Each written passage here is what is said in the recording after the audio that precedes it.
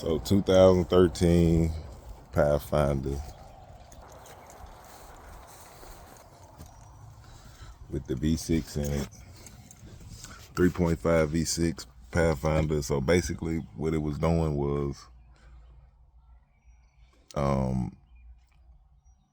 it was cranking fine and it would run fine, but I could tell it had like a little tremble in it. It had stored codes for mass airflow sensor, O2 sensor, and ECM backup circuit. So, but it wasn't throwing new codes. But what it was doing is, whether I was in park, drive, neutral, reverse, if I sit here and park at an idle fine with a little like miss, but if I try to hit the accelerator, it was like bogging down. It was making like a woo, woo. It was making neck noise. And the first thing is these cars have an issue with the brake switch, so that was checked.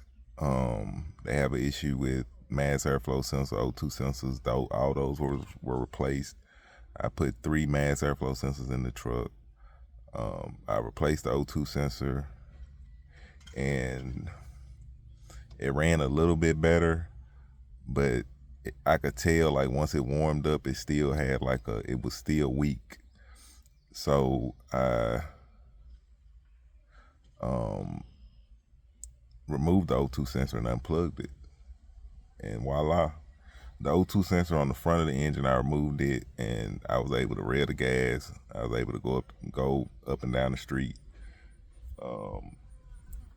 It had power. Well, it had decent power, but keep in mind I had the O2 sensor unplugged and removed, so the exhaust was loud, and I could tell it didn't have the power it was supposed to have, but it was definitely running better.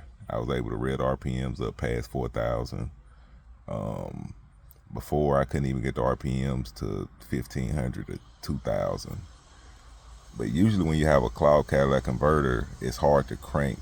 But I'm guessing it crunks smooth because only one side seems like it's clogged up. It only seems like the front is clogged up. So when you crank it up and it's running, you go to the exhaust, the muffler on the back, and you still have back pressure. It's still shooting exhaust out the tailpipe, but that's only from one bank.